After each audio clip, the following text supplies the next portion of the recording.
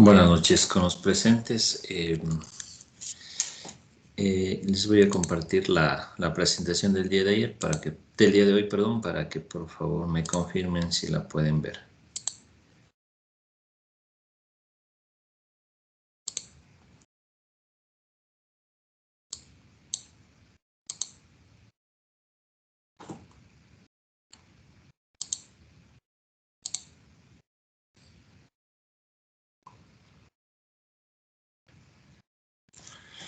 Buenas noches. No sé si alguien me ayuda confirmando, por favor, si se escucha y si es que la presentación está disponible, por favor.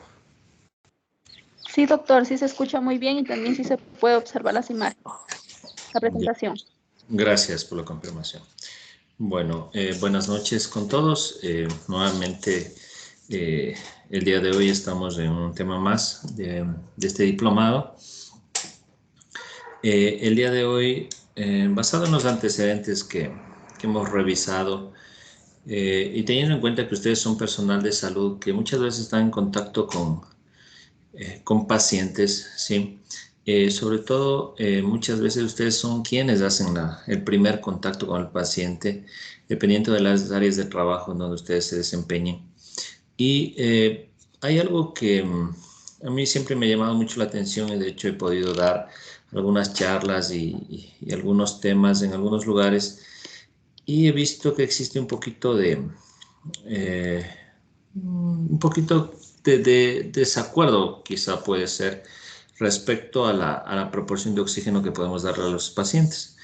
Basado en los temas que ya habíamos revisado del paciente politraumatizado, del paciente con trauma de la vía aérea, del paciente con shock hipovolémico o del paciente que hablamos con crisis hipertensiva o cualquiera que sea la emergencia que se nos presente, muchas de estas enfermedades o patologías pueden estar relacionadas directamente con un cuadro de dificultad respiratoria. La dificultad respiratoria puede evolucionar a insuficiencia respiratoria y de acuerdo a la severidad, ¿sí? Será como tendríamos o deberíamos actuar, obviamente pegado a las guías, a los protocolos que ya están establecidos de lo que habíamos hablado de los pacientes graves o los pacientes críticamente enfermos. Por eso es que he querido hacer una revisión de las principales cosas de la insuficiencia respiratoria, porque también es un tema bastante amplio y la connotación va desde su diagnóstico hasta el abordaje.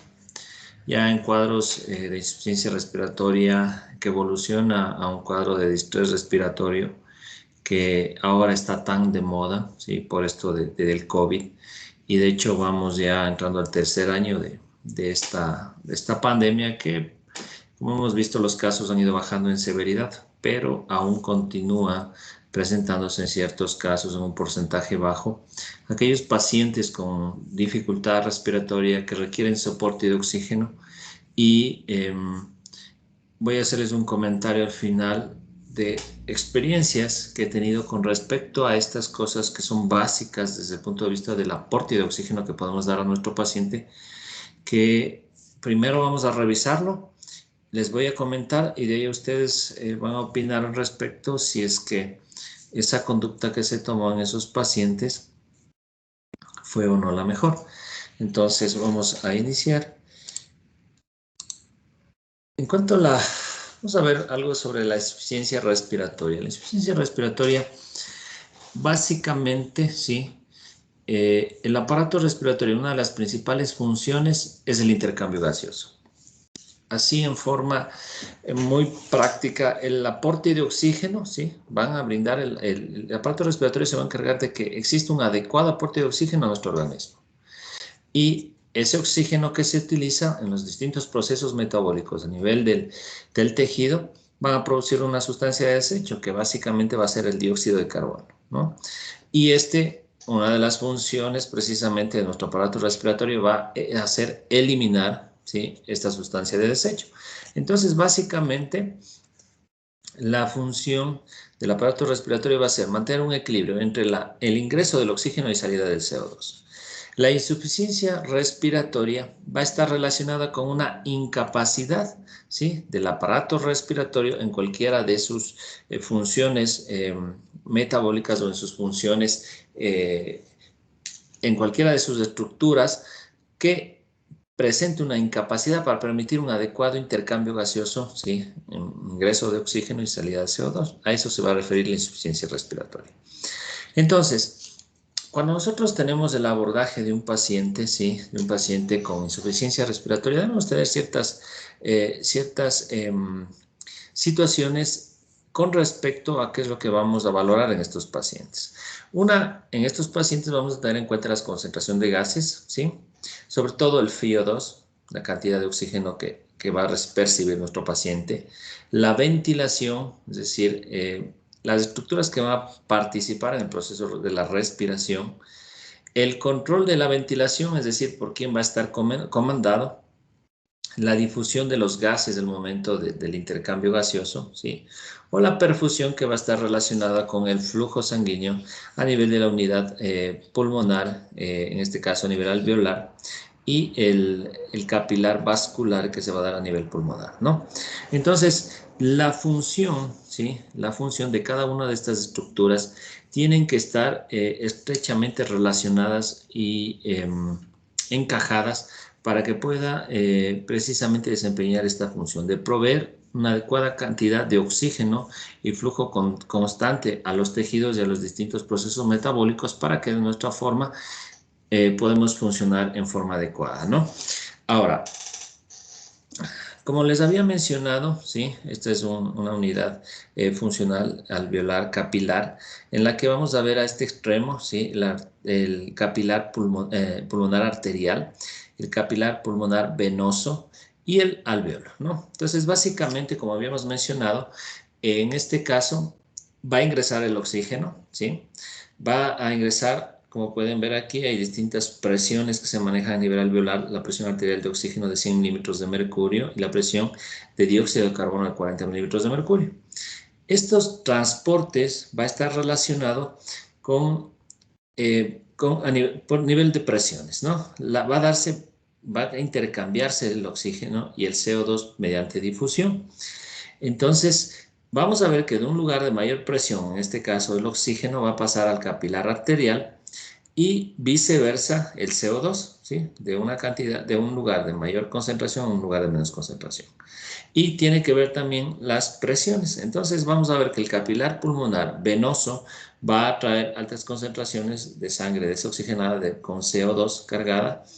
Va a haber un intercambio a nivel de la membrana alveolar en el que básicamente va a proveer de oxígeno, ¿sí?, nuevamente a la arteria pulmonar y, perdón, el proceso contrario más bien. A nivel pulmonar sabemos que se lleva lo contrario, ¿no? Va a haber a nivel venoso, va a haber sangre oxigenada y a nivel el capilar arterial va a llevar sangre desoxigenada. Entonces, este intercambio que básicamente vamos a tener va a ingresar oxígeno y va a sacar CO2, ¿no? Los distintos procesos. Y básicamente, ¿por qué les he puesto este gráfico? Es porque existen aquí distintas estructuras que van a tener estrecha relación o van a tener una relación directa con la fisiopatología desde el punto de vista de la insuficiencia respiratoria. Entonces, hay algo importante aquí. La vía respiratoria, ¿sí?, la ventilación va a estar relacionada estrechamente con el alveolo, ¿sí?, y la vía respiratoria. Y la perfusión, que va a ser precisamente dada por el capilar arterial y venoso pulmonar, va a estar relacionada con esa disponibilidad de la sangre para el intercambio gaseoso a nivel del alveolo, ¿no? Entonces, básicamente pueden haber alteraciones a este nivel. Entonces, ustedes pueden ver las unidades, ¿no? La unidad funcional pulmonar, que básicamente está compuesta por el alveolo, ¿sí?, y el capilar pulmonar, sea venoso o arterial.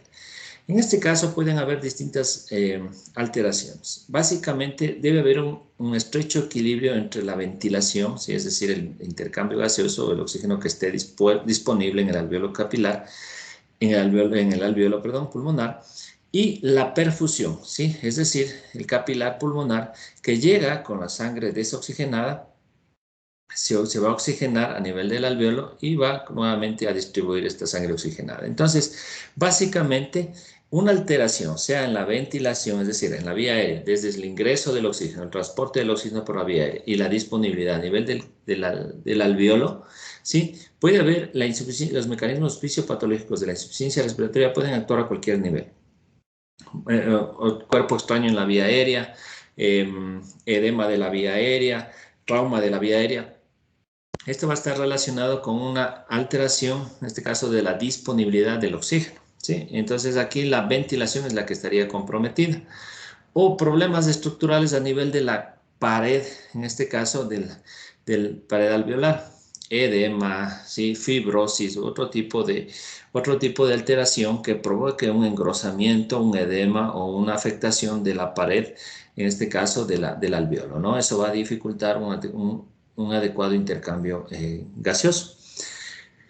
Eso en cuanto a la ventilación. En cuanto a la perfusión, vamos a tener situaciones como trombosis, el tromboembolismo pulmonar, que va a provocar, sí, una obstrucción y no va a llegar un adecuado flujo de oxígeno. Entonces, esto va a ser alteraciones de tipo vascular, ¿no? Entonces, vamos a ver que esta unidad pulmonar basada en el alveolo pulmonar y los capilares pulmonares, los mecanismos fisiopatológicos van a estar relacionados con estas estructuras principalmente, ¿sí? En aquellas situaciones del shunt, ¿sí? En aquellas shunt en el que va a haber una mezcla entre la sangre oxigenada y desoxigenada, por ejemplo, en las cardiopatías, en el caso de la comunicación interauricular. En esos casos va a haber una mezcla sanguínea y los niveles de oxígeno van a estar bajos, ¿no? En este caso sería un shunt o en el choque hipovolémico, en el edema agudo del pulmón. Hay distintos mecanismos fisiopatológicos que vamos a ir viendo o patologías que pueden llevar a que haya una afectación, sea en la membrana alveolar o en la capilaridad vascular pulmonar. Entonces, a eso se refiere, ¿sí? El equilibrio entre la ventilación y perfusión. Otra de las situaciones o mecanismos fisiopatológicos por el que puede estar relacionada la insuficiencia respiratoria es por incremento del espacio muerto. El espacio muerto se refiere a que por distintas situaciones, aquí pueden ver un trombo, ¿sí? En el que se ha obstruido, en este caso, ¿sí? Un capilar pulmonar. Está disponible, en este caso, el alveolo, ¿sí? Dispone del oxígeno, pero no hay un elemento vascular en donde pueda completarse el proceso del intercambio gaseoso, ¿no? Entonces aquí tenemos en ventilación-perfusión, ¿sí? No va a estar disponible un capilar para poder realizar el intercambio gaseoso y a este nivel la ventilación-perfusión va a ser igual a 1 en el caso que sí va a haber un equilibrio entre el ingreso de oxígeno y la salida del CO2. Aquí pueden haber alteraciones también que va a haber una disponibilidad de oxígeno, pero la perfusión a nivel del capilar pulmonar va a estar disminuida. ¿En qué situaciones? Puede ser en una obstrucción parcial o en choque hipovolémico, hipertensión pulmonar u otra etiología que pueda llevar a una disminución de la perfusión a nivel pulmonar. O lo contrario, que exista un exagerado o un incremento de la perfusión a nivel pulmonar. Aumento de las presiones, incremento de las presiones vasculares pulmonares van a hacer que extravase líquidos ¿sí? Por cuestión de presiones a nivel del alveolo. Y esto obviamente va a engrosar la pared o va a llenar, en este caso una fisiopatología sería un mecanismo fisiopatológico, un edema agudo de pulmón. ¿sí? Va a trasvasar, en este caso, líquido, va a llenar u ocupar el alveolo y en este caso va a perderse el adecuado intercambio gaseoso por edema de estas estructuras, ¿no? Se va a perder la capacidad de paso del oxígeno hacia el capilar, ¿no? Entonces, la insuficiencia respiratoria, vamos a decir, como resumen, que es una incapacidad del aparato respiratorio de proveer oxígeno para los distintos procesos metabólicos a nivel de los tejidos. Entonces, independientemente de cuál sea la causa, ¿no? Puede estar clasificada distintas etiologías que ya vamos a ver más adelante, pueden estar relacionadas con la vía aérea desde su ingreso, ¿sí? Desde su ingreso que pueden haber obstrucciones intraluminales, extraluminales o en cualquiera de sus estructuras y sobre todo relacionada con la unidad capilar funcional, ¿sí? Pulmonar, en este caso con el alvéolo y los capilares pulmonares, que es básicamente donde se da el proceso de la hematosis, el intercambio gaseoso. Entonces, cualquier afectación, sea en este caso de la disponibilidad de oxígeno a nivel del alvéolo o de la capacidad de perfusión pulmonar, en este caso la perfusión vascular a nivel de la unidad alvéolo capilar, va a tener que ver con alguno de los mecanismos fisiopatológicos dependiendo de la etiología para que se desarrolle la insuficiencia respiratoria. Ahora, existen varias clasificaciones de la insuficiencia respiratoria, existen como 5 o 6 tipos de clasificación de la insuficiencia respiratoria, pero de las insuficiencias respiratoria aguda vamos a hablar de las más frecuentes, ¿no? Hablamos de la insuficiencia respiratoria tipo 1 y la insuficiencia respiratoria tipo 2. La insuficiencia respiratoria, también la denominada crónica, esta tiene mucho que ver con pacientes con patologías previas del pulmonar, como son los pacientes con enfermedad pulmonar obstructiva crónica, pacientes con fibrosis pulmonar, que son pacientes que están adaptados para la hipoxemia y la hipercapnia. Entonces, en estos pacientes va a haber agudizaciones de sus cuadros agudos que pueden estar relacionados con cuadros de insuficiencia respiratoria y a su fisiología va a estar adaptada a esta falta de oxígeno. Muchos de ellos van a vivir con oxígeno, ¿sí? En el caso de los pacientes con enfermedad pulmonar obstructiva crónica, en el que van a usar permanente o parcial el uso de oxígeno, que va a tener otra connotación y es tema de otra charla. Pero bueno, esos grados de insuficiencia respiratoria crónica va a tener que ver siempre con aquellos pacientes que tienen ya una enfermedad pulmonar de base. En cuanto a la insuficiencia respiratoria aguda, se convierte en una emergencia. Y básicamente, como les había mencionado, es algo de lo que ustedes van a entrar en contacto con el paciente. Y va a ser uno de los motivos de consulta que va a depender mucho la vida del paciente o una consecuencia o una secuela que pueda llevar esta hipoxemia, ¿sí? Sobre todo de tipo neurológico o hemodinámico, si es que no damos una atención oportuna y adecuada, ¿no? De acuerdo a estos pacientes, como ya habíamos mencionado, un paciente con una insuficiencia respiratoria, si vemos que es una emergencia, un paciente grave, un paciente crítico, en una franca insuficiencia respiratoria se convierte prácticamente en un código rojo, ¿no? Que tenemos que actuar en forma oportuna y tenemos que extrapolar el abordaje del paciente, ¿sí? Pues según protocolo ATLS, el ABCD del trauma. Entonces, en ese contexto de gravedad, un paciente con insuficiencia respiratoria, de acuerdo a la etiología, también importa mucho de cómo se vaya desarrollando esta insuficiencia respiratoria y hasta qué complicaciones de severidad pueda desencadenar el grado de obstrucción de la vía aérea, si es que esa fuera la etiología del paciente que acude a su consulta.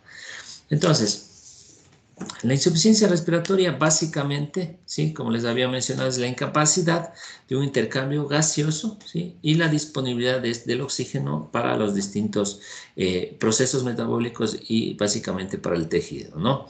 Ustedes saben que al igual que el choque, ¿sí? Al haber una falta de oxígeno, ¿sí? A los distintos tejidos, los distintos procesos metabólicos, si es que esta falta, esta hipoxemia, se perpetúa o se mantiene, va a haber necrosis y va a terminar en muerte, ¿no? En este caso de los tejidos o de los distintos procesos metabólicos, o incluso va a haber una afectación con compromiso de la vida de nuestro paciente. Entonces, de ahí que la insuficiencia respiratoria tiene ciertas implicaciones, ¿no? Vamos a hablar, básicamente, como habíamos mencionado al inicio, es importante tener una gasometría, ¿sí? Porque vamos a ver dos parámetros que nos van a dar la gasometría, como son la presión arterial de oxígeno y la presión arterial de CO2, que son parámetros que nos van a arrojar la gasometría y nos van a servir para clasificar precisamente la insuficiencia respiratoria y confirmar, ¿sí? Objetivamente si nuestro paciente está con insuficiencia respiratoria o no. Aunque la clínica, en este caso, es el diagnóstico de nuestro paciente con insuficiencia respiratoria o dificultad respiratoria. Entonces, vamos a hablar que un paciente está con insuficiencia respiratoria cuando la presión arterial de oxígeno es menor de 60 milímetros de mercurio. La presión arterial de CO2 está incrementada sobre 40, el valor normal entre 40 y 45, pero mayor de 45, entre 45 y 50, es decir, va a haber ya hipercapnia, estaríamos hablando de un paciente con insuficiencia respiratoria. Sí, siempre y cuando este paciente esté respirando el aire ambiente, esté en reposo, ¿sí? Haya ausencia de alcalosis metabólico y esté a nivel del mar. Ustedes saben que el PO2, la presión arterial de oxígeno a nivel del mar, está alrededor de 80 milímetros de mercurio en un paciente normal, un paciente sano, y alrededor de 70 milímetros de mercurio en un paciente a la altura, en el que también están en condiciones sanas, ¿no? Entonces esto va a variar un poco, alrededor de unos 5 a 10 milímetros de mercurio en un paciente a nivel del mar y un paciente en otra zona más alta, ¿no? Entonces, vamos a ver que la insuficiencia respiratoria, ¿sí?, se clasifica básicamente en dos tipos. Hablando de la insuficiencia respiratoria aguda, vamos a hablar de dos tipos. La insuficiencia respiratoria tipo 1 se caracteriza por tener o también denominada insuficiencia respiratoria hipoxémica. ¿Qué quiere decir esto? Que los niveles de oxígeno, la presión arterial de oxígeno va a estar baja. ¿Qué quiere decir esto? Que va a estar menos de 60.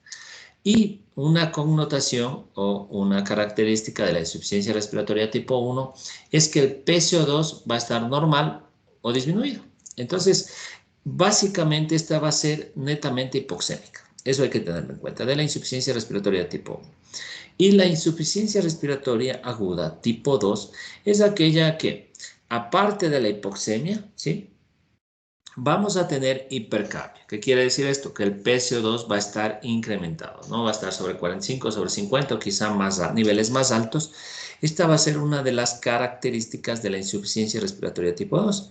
Tiene mucho que ver con la etiología, ¿no? Existen pacientes que van a tener ciertas características, ciertas enfermedades, van a tener un mecanismo fisiopatológico que va a llevar a una característica de este tipo de insuficiencia respiratoria.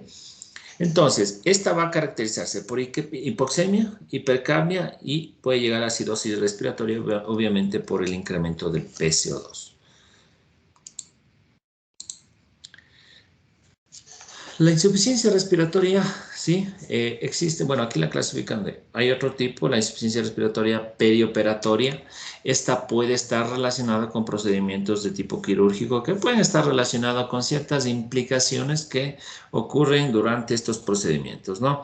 Pueden estar relacionados con atelectasias, ¿sí?, es decir, colapso de segmentos pulmonares, una disminución de la capacidad funcional residual, es decir, esto tiene que ver más con la ventilación. Pacientes que hacen síndrome de hipertensión abdominal, ¿no?, que no permiten una adecuada expansión torácica. Entonces, básicamente va a estar relacionado directamente con ciertas situaciones que se pueden presentar en el trans o el postquirúrgico de los pacientes. Aquí habíamos hablado de la insuficiencia respiratoria tipo 1, tipo 2, ¿no? En estas situaciones, en aquellas insuficiencias respiratorias, en el perioperatorio, pueden estar relacionadas con técnicas quirúrgicas, ¿sí? ¿Qué quiere decir esto? Por ejemplo, en situaciones en cirugía de tórax que hacen una intubación selectiva, en las cirugías abdominales que aumentan la presión a nivel del abdomen con CO2, las situaciones de la anestesia, ¿no? Hay pacientes que quizá no hay un adecuado soporte ventilatorio, pero muchos pacientes están dormidos, relajados y están comandados por un ventilador. Entonces, muchos de los ventiladores que tienen los equipos de anestesia son bastante básicos. Entonces, dar un soporte ventilatorio, aunque muchos de los pacientes que entran con un pulmón normal, perdón, entra con un pulmón normal, no significa que no tengamos que dar una ventilación protectiva a este tipo de pacientes. Importa mucho la postura, si existen ciertos procedimientos quirúrgicos que implican ciertas posiciones para poder realizar el procedimiento que pueden comprometer la ventilación. Posterior, esto ya en el área postquirúrgica, pacientes realizar terapia respiratoria como terapia respiratoria incentiva, para evitar precisamente el colapso, en este caso la presencia de telectasias, y un parámetro súper importante es un adecuado manejo de la analgesia, ¿no? La analgesia postoperatoria, porque muchos de los pacientes pueden hacer insuficiencia respiratoria, recirculación de los anestésicos, o pueden hacer respiraciones superficiales relacionadas con el dolor, o pueden hacer trastornos ácido-base como alcalosis respiratorias producto del intenso dolor, ¿no? O como ya habíamos hablado del incremento de la presión intraabdominal.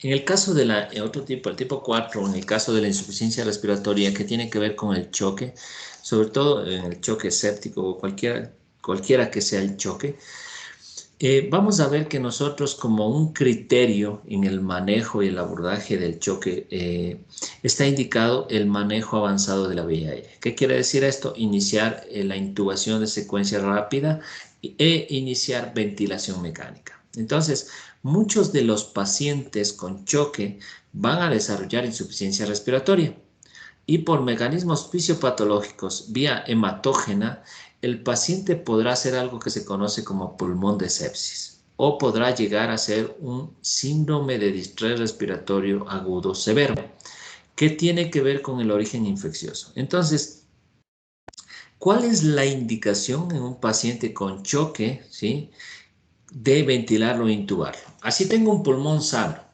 Si nuestro paciente, digamos que tiene una sepsis, tiene un choque séptico, nuestro paciente está en choque, ¿sí? Y vemos que el paciente está hipotenso, está taquicárdico, está con un lactato alto, no está orinando, está muy mal perfundido, ¿sí? Está taquipneico. Quizás su pulmón esté bien, pero él en general tiene un problema muy severo, que en este caso, digamos que es una infección. ¿Qué sucede con este paciente? Este paciente, ¿sí?, a pesar que aún no quizá entre en una insuficiencia respiratoria, la indicación de una intubación o asegurar su vía aérea es precisamente para reducir el consumo de oxígeno. Ustedes saben que cuando un paciente está con acidosis, está con dificultad respiratoria o está febril o está hipotenso y demás, va a tener taquipnia, ¿no? La taquipnia va a llevar a que el paciente haga esfuerzo respiratorio, se altere la mecánica respiratoria. El paciente va a presentar tiraje subcostal, supraclavicular, tiraje intercostal. Todo este esfuerzo que el paciente hace son mecanismos compensatorios para tratar de sostener todo ese desequilibrio que está causando el choque. Demanda una alta cantidad de oxígeno. Entonces, la intubación es un mecanismo para reducir el consumo de oxígeno de este grupo muscular, sobre todo de los del tórax. Entonces, y cualquier momento, un paciente con taquipnia, esfuerzo respiratorio va a claudicar. Entonces, es como una medida de soporte en los pacientes con choque. Entonces, está indicado hacer precisamente esto. Con respecto a los mecanismos, ¿sí?, a los mecanismos de hipoxemia, a los mecanismos fisiopatológicos de la insuficiencia respiratoria, algo ya les había mencionado en los gráficos, ¿no? Pueden estar dados por disminución de la disposición de oxígeno, ¿sí? ¿En qué situaciones puede ser? ¿Qué sé yo? Pacientes que estén en trauma y les dificulte, en este caso, respirar, o situaciones de aplastamiento que el paciente, o lugares muy cerrados que no dispongan del adecuado FiO2, va a empezar a disminuir el oxígeno, la presión arterial de oxígeno, ¿sí? En situaciones en las que la perfusión, ¿sí?, en este caso la perfusión vascular pulmonar esté afectada, en las situaciones en las que la alteración de la difusión, en este caso de oxígeno y salida del PCO2, por ejemplo, en un edema agudo de pulmón, ustedes pueden ver una placa en la que, si bien es cierto, la vía respiratoria adelante, la boca, la nariz, la faringe, la tráquea está libre, pero el alveolo está edematizado por un edema agudo de pulmón y la pared va a estar engrosada. Entonces no va a permitir el intercambio gaseoso, la entrada de oxígeno y la salida del CO2. Entonces a eso se va a referir, en este caso, alteración en la difusión. Alteración en la perfusión, ¿sí? Perfusión, difusión, perfusión.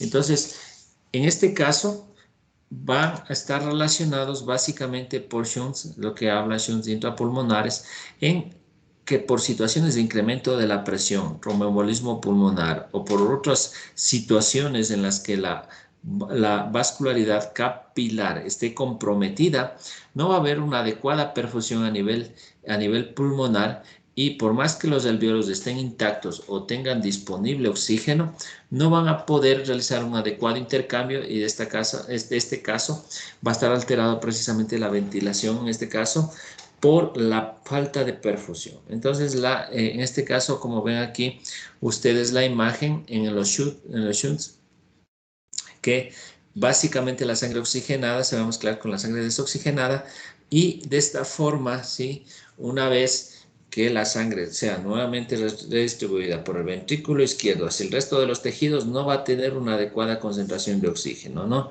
Y esto se va a traducir con una hipoxemia, los tejidos van a entrar en deuda y va a haber una baja de la PO2 en este caso, y la ventilación perfusión va a estar alterada. El shunt anatómico derecha-izquierda, de lo que habíamos hablado en el caso de una comunicación interauricular. Existen esos mecanismos relacionados con la situación de ventilación-perfusión.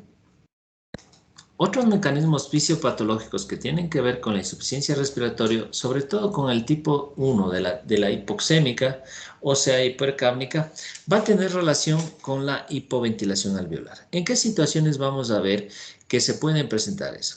Sobre todo en los trastornos de tipo neurológico, ¿sí? En aquellas situaciones en las que en este caso, uno de los principales estimulantes del centro respiratorio es el CO2, ¿sí? Entonces, si por alguna situación, algún sedante, algún problema neurológico y demás, va a llevar a que no exista un adecuado estímulo del centro respiratorio, los niveles, ¿sí?, ventilatorios, en este caso centrales, del estímulo para poder nosotros realizar un adecuado intercambio gaseoso, no va a estar presente. Entonces, ahí les hablo de un paciente con una intoxicación por benzodiazepinas, por sedantes.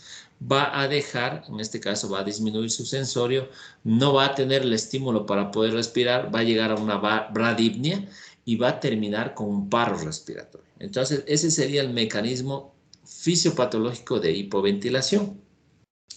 Existen otros problemas neurológicos que van a tener relación con la hipoventilación, pero no va a estar dado precisamente por una afectación del centro respiratorio, sino va a tener más bien una relación con trastornos neuromusculares. Estamos hablando del Guillain-Barré, estamos hablando de miastenia gravis, estamos hablando de esclerosis múltiples, un sinnúmero de enfermedades, que la mayoría de ellas autoinmunitarias, que van a comprometer básicamente la musculatura del tórax, no solo del tórax, sino de general del paciente, pero esta hipoventilación va a estar relacionada porque el paciente no va a tener la suficiente fuerza para poder inspirar profundamente, alcanzar un volumen tidal, un volumen corriente adecuado, y de esta forma van a volverse respiraciones superficiales y con un bajo volumen. Entonces, esto no va a garantizar un adecuado intercambio, una adecuada hematosis a nivel pulmonar. Entonces, aquí estaría alterada, ¿sí?, antes que la perfusión, la ventilación. Alteraciones en la pared torácica. Un paciente con un trauma torácico, con fracturas costales, ¿sí? Un paciente con accidente de tránsito, se choca el volante contra el tórax y se fractura. Tiene un tórax inestable, ¿sí?, o simplemente fracturas del tórax. El dolor es muy, muy importante, ¿sí? Y el paciente va a tratar de no respirar o respirar muy superficial precisamente por el dolor. Hay pacientes con malformaciones estructurales del tórax, ¿sí?, escoliosis, cifoescoliosis, malformaciones del petum excavatum de grado de severidad u otras implicaciones, en este caso anatómicas, que van a limitar una adecuada inspiración y expiración. Alteraciones de las vías aéreas, ¿sí? Digamos que pacientes, los niños, es muy frecuente que deglutan o se traguen, en este caso, juguetes, monedas y demás, que va a estar comprometido, en este caso, el adecuado flujo de oxígeno, o no va a permitir una adecuada ventilación por obstrucción, sea intrínseca, en este caso, de la vía aérea, o masas o tumores que van a comprimir, en este caso, ¿sí?, la vía aérea, lo que comprometería un adecuado, o se volvería en este caso una hipoventilación. Otra de las situaciones es el incremento del espacio muerto, ¿sí? Lo que habíamos hablado en las situaciones en las que existe, ¿sí?, existe una adecuada... Vida. ¿Aló? Basta.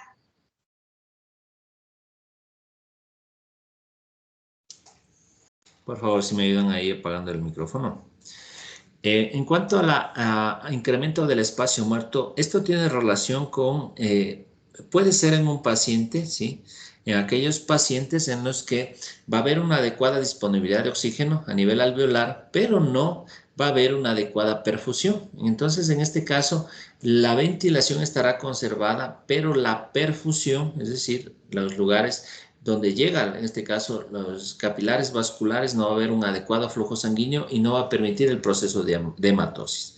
Esto también es frecuente en aquellas situaciones en las que, en los procesos de ventilación, existen tubuladuras muy largas, ¿sí?, que incrementan el espacio muerto no útil del paciente, o en situaciones en las que sabemos que las áreas, ¿sí?, las áreas de la parte superior, ¿sí?, de nuestro pulmón están mayormente oxigenadas, ¿sí?, en relación a las zonas bajas.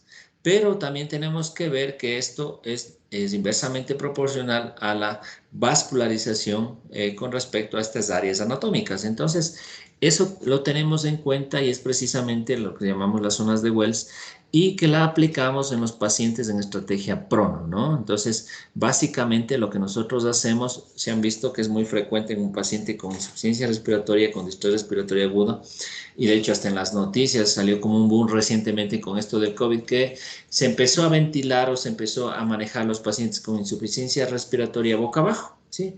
Es precisamente para aprovechar ciertas zonas del pulmón que muchas veces no están utilizadas o que están sin usar o que tienen una mejor vascularización o una mejor oxigenación para aprovechar de zonas que quizás estaban muy inflamadas o afectadas. Entonces, tiene que ver con esto del espacio muerto.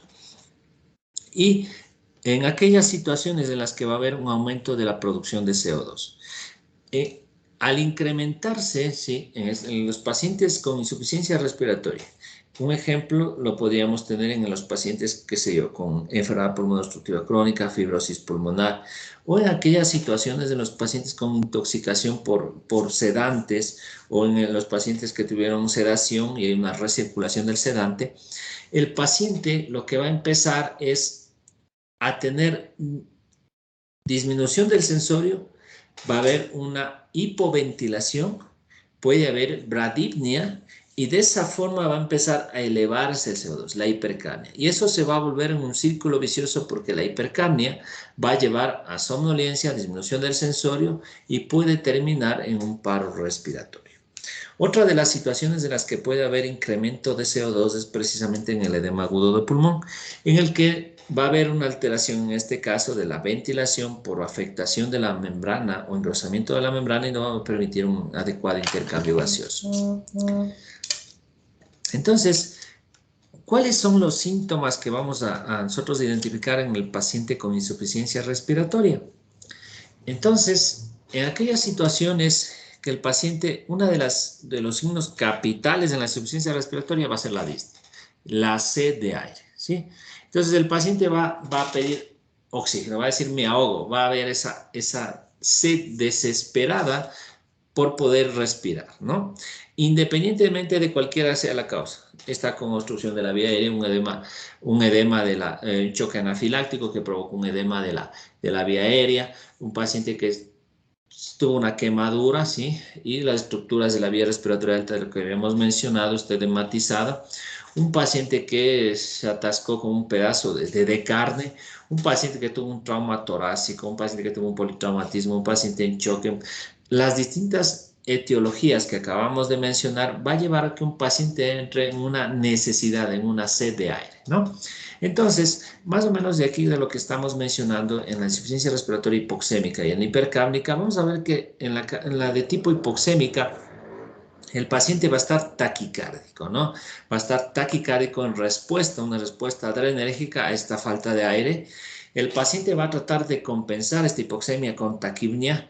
Obviamente, al estarse ahogando, el paciente va a estar ansioso, puede presentar sudoración, ¿sí? Va a haber síntomas vagales. Puede estar cianótico en el caso que hay una obstrucción aguda de la vía aérea, ¿sí? Puede estar hipertenso inicialmente por situaciones de la descarga adrenérgica, la ansiedad y demás, la taquicardia, ¿sí? O en su defecto sea un paciente con choque y que más bien esté hipotenso. Puede estar bradicárdico en el caso que sea un paciente que esté bloqueado, ¿sí? Esté bloqueado o que sea un trastorno hidroelectrolítico o una intoxicación por fármacos. Puede estar con crisis convulsivas. ¿Por qué mecanismo fisiopatológico? Hipoperfusión, hipoxemia cerebral desencadena crisis convulsiva o hasta el punto de que esté comatoso o estuporoso secundario a la hipoxemia si es que es sostenido. En la hipercapnia o en la insuficiencia respiratoria hipercápnica va a tener relación con somnolencia. El hecho de haber incremento del CO2 va a provocar, se han escuchado de la muerte dulce, en el que incrementa el CO2 y el paciente sí va a deprimir, en este caso, su sistema nervioso y el paciente va a empezar a disminuir su nivel de conciencia. El paciente va a estar letárgico, puede presentar temblor, cefalea, ¿no? La asterixis, que es el temblor leve, sí, producto de hiperextensión de las articulaciones, papiledema, bueno, en casos más severos e incluso la inconsciencia. Entonces, hay distintos mecanismos, en este caso fisiopatológicos, que van a explicar todos estos síntomas y vamos a tener que hacer un adecuado abordaje de este paciente. El paciente con insuficiencia respiratoria, como les había dicho, vamos a aplicar precisamente el protocolo ATLS. Vamos a empezar con el ABCD del trauma. Independientemente del paciente con insuficiencia respiratoria, no sabemos, como les digo, los escenarios pueden ser múltiples. Como habíamos dicho ayer, el paciente empieza con insuficiencia respiratoria, pero puede tener diagnósticos asociados, insuficiencia respiratoria, más trauma craneoencefálico, más accidente de tránsito, más politraumatismo, más caída de altura, más accidente de tránsito, qué sé yo, ¿no? Trauma de la vía aérea, trauma facial. La insuficiencia respiratoria puede ser una consecuencia, ¿sí? del desencadenante inicial, como accidente de tránsito, del choque, de la sepsis, ¿sí? O en su defecto puede ser otra enfermedad que conjuntamente va a estar relacionada con una agudización de un antecedente clínico de un paciente. Por eso es que habíamos dicho, la historia clínica es básica en el manejo de estos pacientes. El examen clínico, cuando llega el paciente. Obviamente, si el paciente llega en franca insuficiencia respiratoria, el paciente no puede respirar, viene con falta de aire, no vamos a poder hacer una adecuada anamnesis. Quizá luego la haremos y la completaremos con los familiares, pero en este caso tenemos que abordarlo. Entonces, la primera cosa que vamos a hacer es la monitorización. Entonces, vamos a ver sus constantes vitales, de seguro va a estar taquicárdico, lo que mencionábamos, taquipneico, va a estar desaturando, ¿sí? La saturación de oxígeno va a estar menor de 90, va a estar taquipneico, ¿sí? Lo que habíamos mencionado, ansiedad y demás. Otra de las cosas importantes del examen clínico es a nivel del tórax. Eso es súper importante. Y ahora, con esto del COVID que está tan de moda, esto de la insuficiencia respiratoria vino totalmente a cambiarlo el COVID. Porque si ustedes recuerdan, inicialmente había mucha gente que estaba caminando, se desplomaba y fallecía y moría, ¿sí? En el COVID. Y eso inicialmente no nos explicábamos, pero al estar en contacto con estos pacientes y ya lo describieron, es algo que se conoce como la hipoxia silente o la hipoxia feliz. ¿Qué quiere decir? En un paciente si ustedes le dicen a un paciente sano, tápese la nariz y la boca, ¿qué va a decir el paciente? Me ahogo. El paciente va a buscar defenderse, va a buscar respirar, porque eso es un mecanismo de defensa que tenemos, o sea, es algo natural que vamos a hacer. ¿Qué sucede en el COVID? A haber una afectación pulmonar, va a haber una alteración en la ventilación, ¿sí? Por un edema, ¿sí? En este caso del alveolo, no va a permitir una adecuada difusión del oxígeno. va a empezar los niveles de presión arterial de oxígeno a bajar, pero ¿cuál es la diferencia? Que el paciente con COVID, usted le va a preguntar que cómo está, y el paciente le va a responder bien, ¿sí? Entonces, estos pacientes no van a hacer conciencia de su falta de aire, pero sí van a manifestar, ¿sí?, en este caso, sintomatología y clínica. Si el paciente le dice, ¿cómo se siente? Bien, pero usted valora un paciente con COVID, eso no significa que está bien. Vamos a encontrar que puede estar taquicárdico, puede estar desaturando, que es un parámetro súper importante. Va a estar taquipneico, eso es súper importante en el cuadro de insuficiencia respiratoria. El paciente, si bien es cierto, yo he visto muchos colegas y he visto muchos casos de estos en los que el paciente me dice, pero si ya me revisaron, doctor, y estoy bien, yo no me siento que me falte el aire. Pero quizá el paciente mantiene 90, 89% de saturación. Pero el paciente les está respirando 30, 32 veces, 28 veces por minuto. El valor normal ustedes lo conocen, 12 a 20, y el paciente tiene 28, 30 veces por minuto. Si bien es cierto, el paciente tiene un valor de normalidad de saturación del 90%, pero ¿a qué costo? ¿Sí? El paciente necesita respirar 30 veces para poder sostener esos 90% de saturación. Entonces, el paciente ya tiene, ¿sí?, taquimia, el paciente ya está disneico, el paciente ya está con insuficiencia respiratoria. Solo que el paciente, los mecanismos inicialmente compensatorios de nuestro paciente, le permitan tener la saturación cerca en el límite, pero ¿por cuánto tiempo? Entonces, eso ya es una llamada de alerta que básicamente vamos a ver. Uso de musculatura accesoria. ¿Qué quiere decir esto? Vamos a examinar y revisar el tórax descubierto de nuestro paciente. El paciente va a tener taquipnia, va a tener tiraje subcostal, va a tener tiraje intercostal y tiraje supraclavicular. Entonces, estos ya son signos de alarma que nos dan alertas rojas de que nuestro paciente está haciendo esfuerzo y en cualquier momento puede caer en un paro respiratorio. Entonces, ya para que exista estos mecanismos compensatorios es porque realmente nuestro paciente tiene una afectación pulmonar o el grado de insuficiencia respiratoria es realmente severo. El caso de la aletea nasal en los niños, obviamente la semiología es diferente en los niños y neonatos, pero que vale la pena tenerlas en cuenta. Otra de las situaciones que tenemos que tener en cuenta en la insuficiencia respiratoria, dependiendo de la etiología, es la respiración paradójica abdominal. Sabemos que las mujeres tienen una respiración, ¿sí?, torácica y los hombres una respiración abdominal, pero existen situaciones en las que el paciente va a ver una discordancia o una asincronía entre los movimientos toracoabdominales, ¿sí?, sobre todo en pacientes con trauma de tórax, hemoneumotórax, neumotórax, pacientes con síndrome de hipertensión intraabdominal o distintas situaciones que puedan provocar, ¿sí?, en este caso un paciente con una PIA alta, es una presión intraabdominal alta, no permite una expansión diafragmática, una expansión torácica adecuada, un llenado adecuado, volumen corriente pulmonar, sí, y el paciente va a estar peleando, luchando por poder respirar, ¿no? Entonces, las distintas etiologías de la insuficiencia respiratoria van a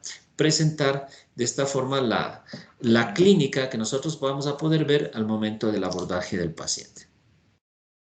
La insuficiencia respiratoria, sí, va a estar relacionada y va a ser diagnosticada clínicamente. Como les había dicho, una adecuada historia clínica, un adecuado examen físico que inicia con los constantes vitales nos va a orientar hacia dónde está el problema, qué aparato o sistema está fallando y el examen clínico de cabeza a pies, ¿sí? Eso es súper importante. La clínica nunca va a dejarse de lado. Eso es, yo sí les doy una recomendación, por más de especialistas o más formados que ustedes estén, revisen a su paciente. Es súper importante porque va a haber cosas, va a darles datos para poder llegar a un adecuado diagnóstico y un adecuado manejo. Como les he dicho, enfoquémonos en diagnosticar, no en tratar síntomas, ¿sí? Por favor. Muchas de las veces, a veces está con fiebre, dale paracetamol. Está taquicárdico, dale bájale la frecuencia, está hipertenso, bájale la presión. No, la medicina, si la medicina fuera así, sería muy, muy sencilla, pero no, la medicina es mucho más que eso, la medicina es un arte, cada paciente es un mundo y debemos tomarnos nuestro tiempo para poder abordar al paciente y precisamente diagnosticar. Entonces, en la insuficiencia respiratoria, los criterios gasométricos que vamos a tener, ya habíamos mencionado, ¿no? La presión arterial de oxígeno menor de 60 milímetros de mercurio, la presión arterial del dióxido de carbono del CO2 más de 45 o 50 milímetros de mercurio. En situaciones como la enfermedad pulmonar obstructiva crónica, fibrosis pulmonar o alguna patología pulmonar previa, vamos a ver que ya va a manejar niveles de PO2 más bajos, ¿sí? E incluso se puede catalogar con incrementos de entre 5 milímetros de mercurio en pacientes que ya tengan un PCO2 más alto, ¿sí? O un basal, que se conozca este tipo de pacientes que de hecho están adaptados, hacen otros cambios fisiopatológicos como tolerancia a la hipoxemia, hacen hipercapnia, una hipercapnia sostenida, hacen poliglobulia, hacen otro tipo de situaciones adaptativas a través del tiempo ante estos cambios de hipoxemia severa, ¿no? Entonces, el diagnóstico de la insuficiencia respiratoria aguda, sobre todo la tipo 1 de la hipoxémica, tiene que ver con ciertas patologías que pueden estar relacionadas básicamente con, sobre todo, enfermedades alveolares agudas, ¿no? Podemos tener enfermedad arterial pulmonar, ¿sí? Que puede tener un compromiso hemodinámico en aquellas situaciones de valvulopatías, disfunción ventricular izquierda que puede llevar o puede estar relacionada con un edema agudo de pulmón por falla ventricular, sobrecarga de volumen en aquellos pacientes con un corazón deficiente, damos 2, 3 litros y el paciente claudica, el paciente fracasa y en vez de ayudarle a un paciente hipotenso con falla cardíaca le causamos un edema agudo de pulmón, ¿no? Ya habíamos visto que en la reanimación hídrica excesiva podemos causar mucho daño. En la enfermedad arterial pulmonar, sí, tenemos que ver en aquellas en las que la permeabilidad capilar pulmonar puede estar comprometida, en el síndrome de distrés respiratorio agudo, en aquellas situaciones de neumonías y neumonías graves o severas, sean virales o bacterianas. El embolismo graso, sí, que no es tan frecuente, pero se puede presentar en los pacientes con accidentes de tránsito con fracturas de peroné, tibia o cadera, sí, que podría presentar, o intervencionismos en el caso de las cirugías de estos procedimientos pueden embolizar, ¿no? En inhalaciones, bueno, en inhalaciones de humo, ¿no?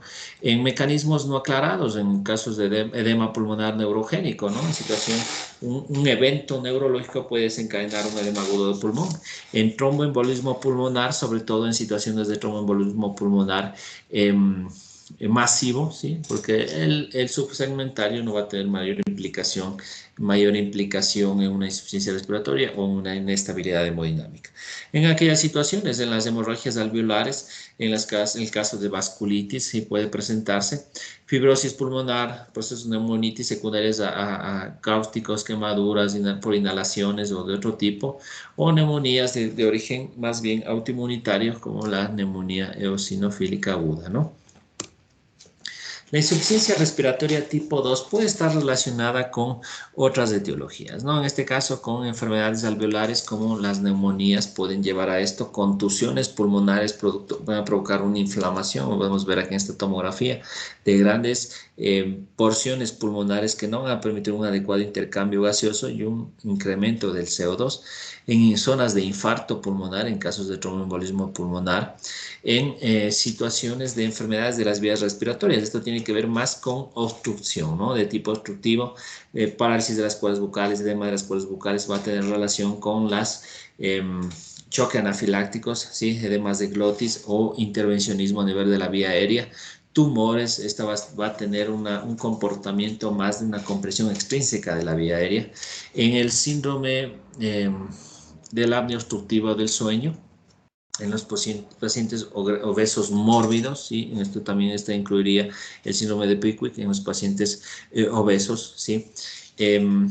En las vías respiratorias baja, situaciones de edema en bronquitis, enfermedad pulmonar obstructiva crónica, asma por un incremento del tono, en este caso, de los bronquios, que va va a dificultar una expiración forzada de estos pacientes, ¿sí? O una fibrosis quística por daño estructural pulmonar.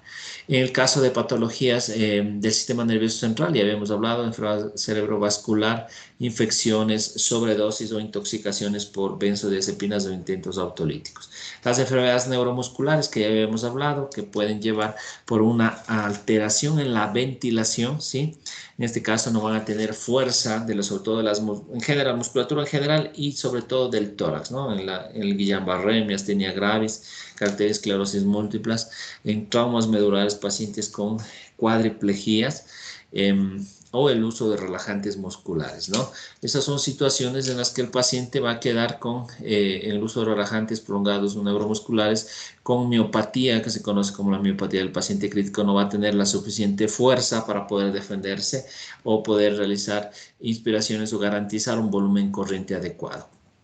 Afectaciones de estructuras torácicas, en el caso de traumatismo de tórax, accidente de tránsito, neumotórax, hemonomotórax, tórax inestable, ¿sí? O las fracturas costales, que van a limitar en este caso una adecuada ventilación por dolor, por en este caso incremento de la presión intratorácica, o pueden llevar a un choque restrictivo dependiendo si hay un taponamiento cardíaco, un hemotórax o demás.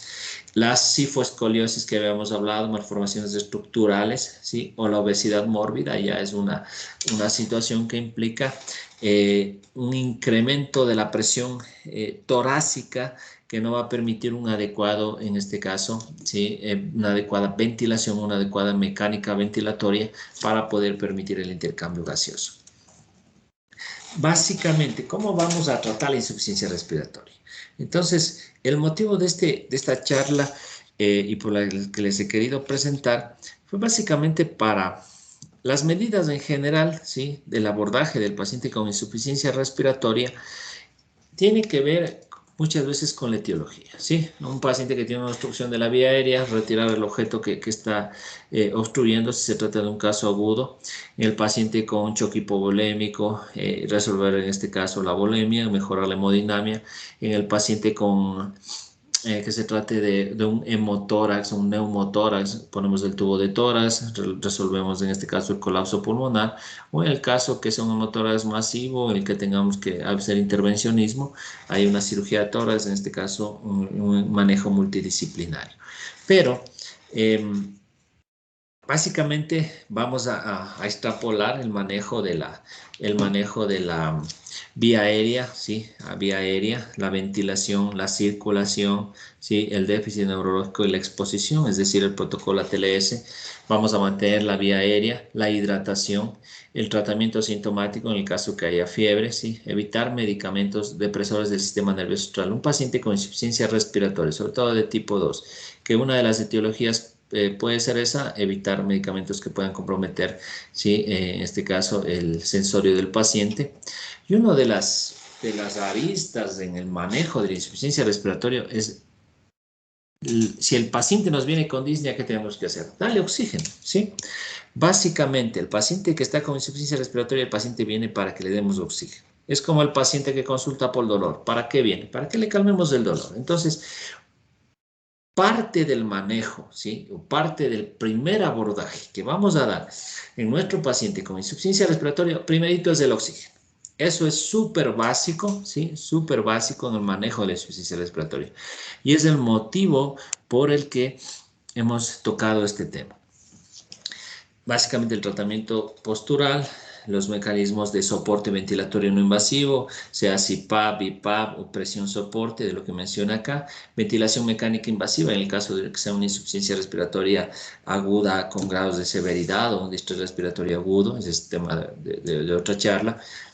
O el tratamiento etiológico, lo que habíamos mencionado, drenaje pleural, broncodilatadores, corticoides en el caso de un choque anafiláctico, broncodilatadores en el caso de POC, de asma, ¿sí? Antibiótico-terapia en el caso de una neumonía, una sepsis, ¿sí? Diuréticos en el caso de un edema agudo de pulmón, una sobrecarga hídrica, inotrópicos en el caso de choque, ¿sí? O dilatadores a nivel pulmonar en el caso de tromboembolismo pulmonar, masivo, ¿no? El paciente va a estar, en este caso, inestable hemodinámicamente. Anticoagulación en el caso del tromboembolismo o el caso de fibrinólisis en el caso que esté indicado, ¿no? Entonces, aquí se viene la interrogante y les voy a contar casos, ¿no? Que hemos tenido en la emergencia, que muchas veces viene un paciente en franca insuficiencia respiratoria, el paciente saturando 70%, y usted llega y tiene una cánula y le vemos al paciente con una cánula con una cánula nasal con 10 litros, ¿ya? Entonces el paciente viene taquipneico, viene disneico, ¿sí? Viene, esto que les cuento ha pasado, ¿no? El paciente con cánula nasal con 10 litros. En otra ocasión estaba el paciente con una mascarilla con 2 litros, 3 litros. Entonces, son situaciones en las que el paciente, de acuerdo a la severidad de su insuficiencia respiratoria, tenemos que monitorizarlo, de acuerdo a cuánto sature, es la disponibilidad de oxígeno que vamos a dar. Y muchas veces esto ocurre en situaciones, sobre todo en atención primaria en salud, en lugares en los que quizá no estamos tan familiarizados con cuánto aporte de oxígeno podríamos ofrecer a nuestros pacientes, y muchas veces no es quizá culpa del personal de salud, es más bien por falta de disponibilidad de los insumos para poder ofrecer un adecuado flujo de oxígeno a los pacientes. Entonces, en un paciente con insuficiencia respiratoria, sí, la piedra angular en el manejo de estos pacientes es darles oxígeno, ¿sí? Porque hasta nosotros hacer una anamnesis, examen físico, diagnosticarles, ver la causa y demás, el paciente necesita oxígeno, ¿sí? Porque ese es el motivo de ingreso, el motivo de llegada de nuestro paciente.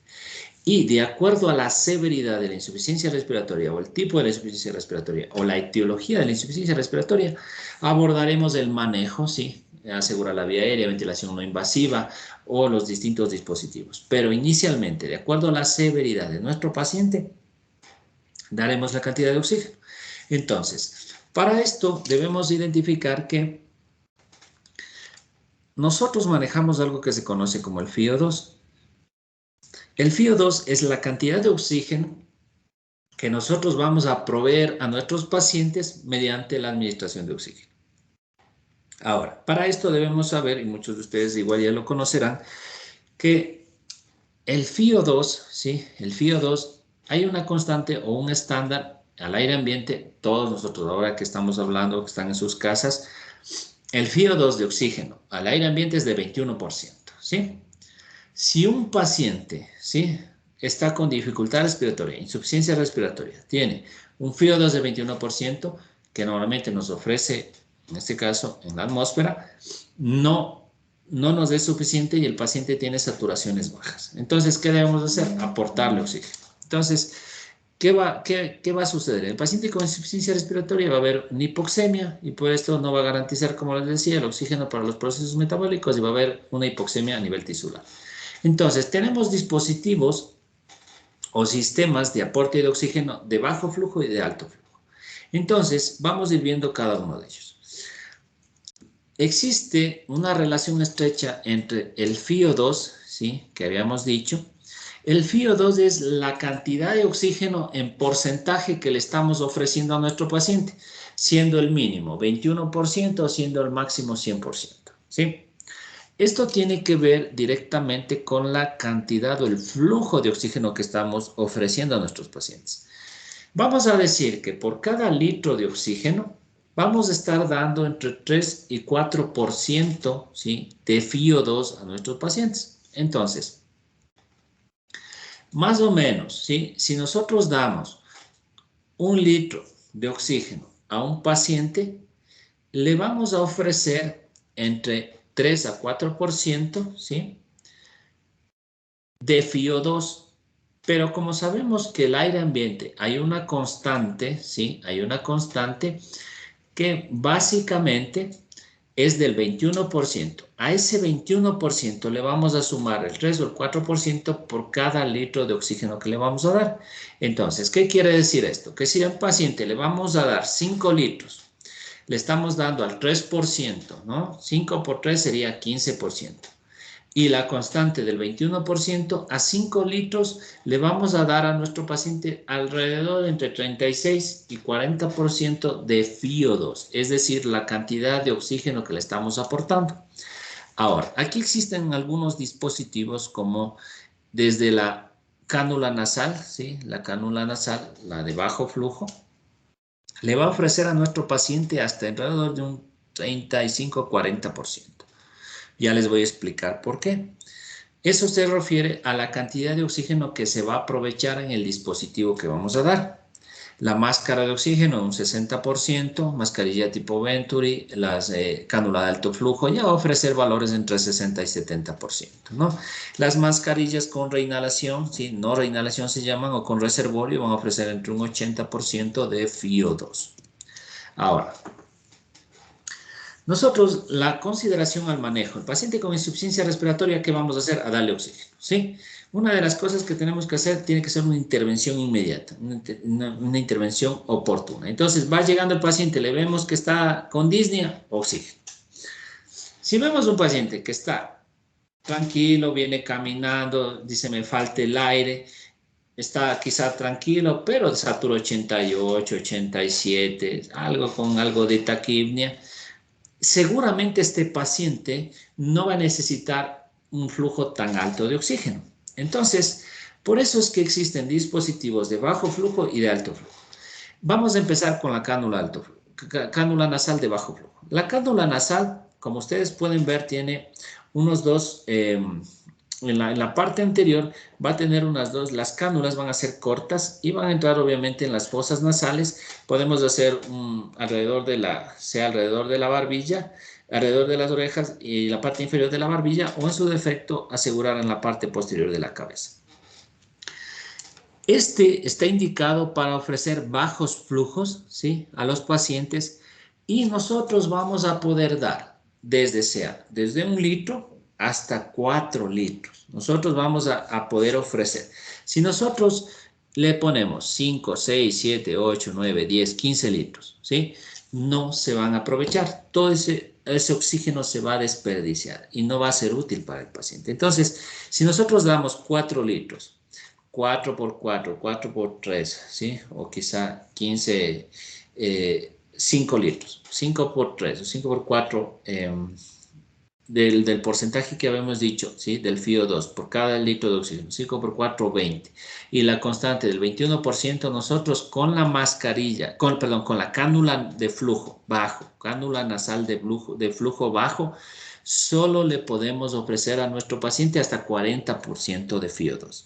¿Qué quiere decir esto? Que si abrimos más la cánula nasal, 6, 7, 8, 10 litros, 15 litros, 20 litros, no se va a aprovechar porque este dispositivo solo va a garantizar de hasta 4 o 5 litros, no más. Entonces, 4 litros es el límite que podemos ofrecer a un paciente con una cánula nasal de bajo flujo y es lo que se va a aprovechar, ¿sí? Entonces, a este paciente que les menciono, que viene caminando, que dice que le falta el aire y satura entre 88 y 87, le vamos a poder dar 2, 3 litros y que sature más de 90, entre 90 y 94%. Esta sería la cantidad adecuada para un paciente con un flujo o una necesidad baja de oxígeno. ¿Tiene insuficiencia respiratoria? Sí, pero quizá va a ser de tipo leve. El siguiente dispositivo en el siguiente escalón es la mascarilla simple, la mascarilla facial simple de oxígeno. Una de las características es que esta mascarilla, como ustedes pueden ver en la parte anterior, va a tener una boquilla que va a cubrir la nariz y la boca. Va a conectarse con con un tubo delgado, ¿sí?, que esta va a ir directamente conectada al humidificador de oxígeno. La mascarilla de oxígeno va a garantizar o va a aprovechar un flujo de 5 a 10 litros de oxígeno. ¿Qué quiere decir esto? Que nosotros vamos a poder ofrecer entre un 50 a 60% de FiO2. ¿Por qué? Si le damos 10 litros de oxígeno al 3%, vamos a tener 10 por 3, 30%. Más la constante del 21% del aire ambiente, vamos a dar entre 51 o 60% de oxígeno. Eso va a ser lo máximo que podemos dar u ofrecer con una mascarilla simple de oxígeno. ¿sí? Por eso es que si le ponemos 1 o 2 litros de oxígeno, no van a aprovecharse, no va a ser el dispositivo que va a ser útil para poder ofrecerle esa cantidad baja de oxígeno a nuestro paciente. Vamos a estar desperdiciando el oxígeno. O si le damos 15, 20 litros a través de este dispositivo, va a pasar lo mismo. No va a aprovecharse, no vamos a darle un mayor fío, porque este dispositivo no va a estar diseñado para ofrecer esa cantidad de FiO2 o de oxígeno a nuestro paciente. Entonces, si es un paciente que satura 85, 84%, ya viene cansado, ya viene en una silla de ruedas, ¿sí? Entonces ya este paciente no se va a beneficiar de una cánula de bajo flujo, sino se va a beneficiar de una mascarilla, ¿sí? De una mascarilla de oxígeno simple. Subiendo un poco más. Les he puesto esto porque aquí tenemos unas mascarillas simples que antes que como un flujo de oxígeno son más bien para procedimientos como las nebulizaciones. Y en este caso no es conveniente utilizar como un dispositivo de oxígeno, porque si bien es cierto, la mascarilla ofrece un 50% de FiO2, no va a aprovecharse por precisamente ser un dispositivo orientado a otros fines. Entonces, no le va a ofrecer el fío que usted está buscando si utiliza un dispositivo que tiene otra función. Ya hemos empezado con la cánula nasal de bajo flujo. Estamos en la mascarilla, sí, simple, sí. Vamos a un nivel más alto. Esta se conoce como la mascarilla de no reinhalación o mascarilla con reservorio. Muchas veces no la tenemos disponible y muchas veces no es nuestra culpa, en este caso en el Servicio Público de Salud, no disponer de estos flujos de oxígeno. Esta va a ofrecer alrededor de un 60 a 80, 90%, 80-85% de flujo de oxígeno, ¿sí? ¿Qué quiere decir? Que este paciente sí le puede ofrecer 10, 15 litros de oxígeno, ¿sí? Y que voy a tratar de alcanzar un flujo más alto de FiO2. Entonces, esta mascarilla, como ustedes pueden ver en la imagen, tiene una mascarilla que la boquilla va a cubrir nariz y boca, va a conectarse a un bolsa reservorio, ¿sí? Y se conoce, y aquí va a tener unos dispositivos, ¿sí? Que muchas veces están abiertos, se llaman válvulas de CO2, que precisamente la indicación o el nombre de esta mascarilla se conoce como mascarilla de no reinhalación, ¿sí? Entonces, muchas veces hay personas que le cubren eso al paciente. Y precisamente esas son las válvulas de CO2 para poder eliminar el CO2 que el paciente expira. Estas normalmente válvulas que ven ustedes aquí, al inspirar colapsan y al expirar se abren. Como les digo, hay otras que las tienen abiertas. Entonces, esta mascarilla, ¿sí? Si yo le pongo 2, 3 litros, 5 litros o 6 litros, no va a ofrecer la cantidad de oxígeno o no va a cumplir, ¿sí? Con el objetivo para los que fueron diseñadas. Estas mascarillas son súper útiles para aquellos pacientes con insuficiencia respiratoria severa. Si llega un paciente saturando 60, saturando 65, 70, con gran trabajo respiratorio, con tiraje subcostal, con, como dicen comúnmente o coloquialmente, panseando, tiraje subcostal, supraclavicular, intercostal, desesperado, con desaturación, con una PO2 baja, esta mascarilla es la indicada. Todo el flujo de oxígeno, 10, 15 litros, y le va a ofrecer uno de los fíos más altos en ventilación no invasiva, ¿sí? En dispositivo, en este caso, de una ventilación no invasiva. Entonces, a veces es un poco difícil de conseguir, pero si la tienen, úsenla, sobre todo en estos pacientes con requerimientos altos de FiO2, altos de flujo. Si ustedes le van a utilizar esta mascarilla con 2, 3 litros, créanme que realmente no están cumpliendo con el objetivo para el que se hizo esta mascarilla, ni tampoco le están garantizando o ofreciendo el adecuado flujo de oxígeno al paciente.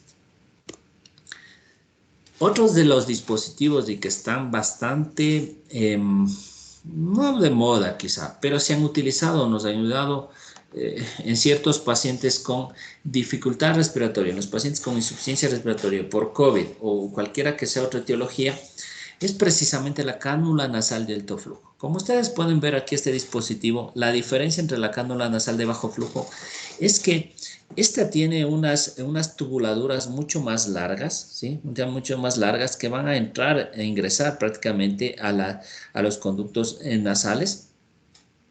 Van a tener esta manera de una fijación alrededor de la cabeza, ¿sí? Y ustedes van a poder observar aquí precisamente, a diferencia de la cánula de bajo flujo, tienen una tubuladura gruesa, ¿sí? Como ustedes pueden ver aquí, una tubuladura gruesa que va a estar conectada a un dispositivo que tiene, ¿sí?, otros elementos. Perdón. Aquí, esta tubuladura va a acercarse a un dispositivo o a una consola, ¿sí?, en la que vamos a encontrar un humidificador y un calentador del aire que se va a mezclar. Las características de esta cánula de alto flujo va a ser que va a ofrecer flujos altos de oxígeno, alrededor entre 50 a 60 litros de oxígeno, ¿sí? Y va a garantizar entre 60 a un 70 hasta 80% de FiO2.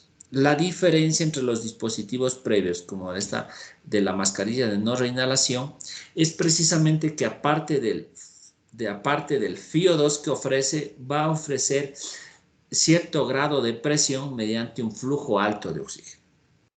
Entonces, de esta forma va a permitir que ciertas zonas del pulmón se abran y que esa cantidad y esa disposición alta de oxígeno sea aprovechado por el paciente.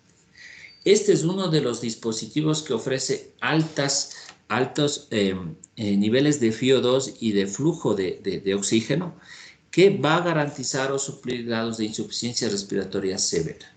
Normalmente es muy difícil que ustedes lo puedan encontrar en atención primaria de salud o en servicios de emergencia. Es muy raro. Muchas veces los manejamos en cuidados intensivos precisamente, y que básicamente tienen indicaciones específicas, monitoreos específicos, y debemos vigilar estrechamente para cuando un paciente que requiera estos dispositivos pueda cambiar a un cuadro de insuficiencia respiratoria de mayor severidad y requiera ventilación invasiva, o en su defecto apoyarse con ventilación invasiva.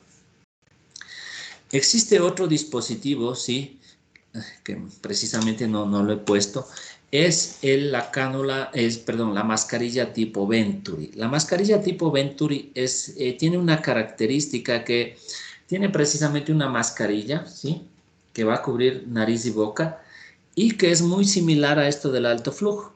Tiene una tubuladura gruesa, ¿sí?, que precisamente va a garantizar flujos altos de oxígeno, que va a ofrecer alrededor de un FiO2 entre 60 máximo 70%, ¿sí? En relación a los dispositivos de bajo flujo, estos representantes, que es la mascarilla de no reinhalación, la mascarilla tipo Venturi y la cánula nasal de alto flujo, son dispositivos que ofrecen altos volúmenes de oxígeno y van a ser como que el techo o el tope de disponibilidad de oxígeno para estos pacientes desde el punto de vista como recursos para el manejo de su insuficiencia respiratoria.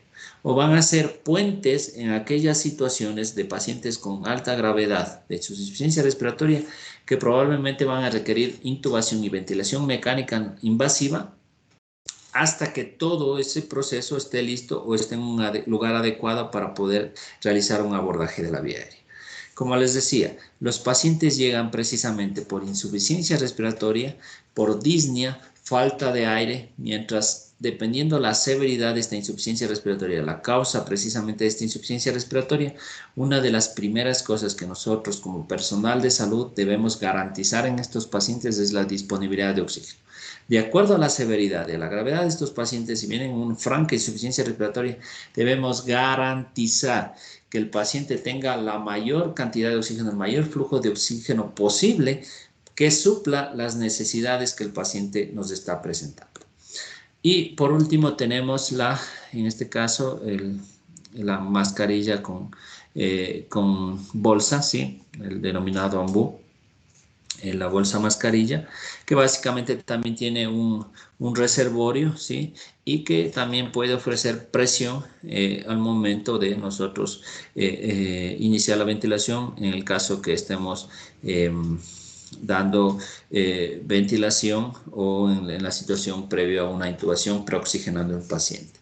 Entonces, básicamente de lo que les había mencionado, el objetivo de esta charla fue para que conozcamos qué dispositivos podemos utilizar y cuánto de FiO2 ofrecen estos dispositivos, porque como les había mencionado, nosotros muchas veces manejamos los pacientes, bajamos a observar, a valorar a los pacientes y vemos un paciente que satura 70% y le ponen una cánula nasal con 10 litros. O le ponen a un paciente una mascarilla de no reinhalación con 4 litros. Entonces, es un poco paradójico a veces el manejo y se ven en hospitales, ¿sí? Que muchas veces estos dispositivos son subutilizados o no son utilizados adecuadamente. ¿Y quién precisamente está perjudicado es el paciente? Entonces, ese es el objetivo que yo he querido precisamente llegar a ustedes, que si bien es cierto son conocimientos básicos, pero muchas veces por falta de disponibilidad, por falta de comunicación, por falta de, qué sé yo, logística muchas veces, quien pone, a veces la persona que pone el oxígeno, nosotros tenemos precisamente funciones, ¿no? A veces no es del médico, es del personal auxiliar o el personal de enfermería, pero vale la pena que todos manejemos el mismo idioma para precisamente ofrecer las mejores condiciones de ayuda a nuestro paciente.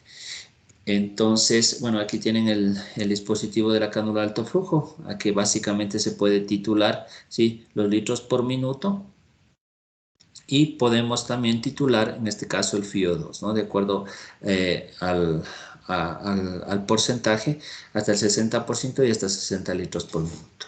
Entonces, básicamente es lo que quería comentarles con respecto a la insuficiencia respiratoria, qué dispositivos utilizar, cuáles son las posibles etiologías, el diagnóstico y el abordaje que tendremos que dar al paciente con insuficiencia respiratoria. No sé si tienen preguntas, eso sería lo que les puedo comentar el día de hoy. Que tengan buena noche.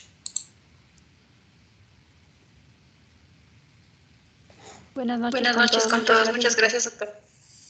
Una buena noche. Hasta mañana. Gracias, Gracias, doctor. doctor.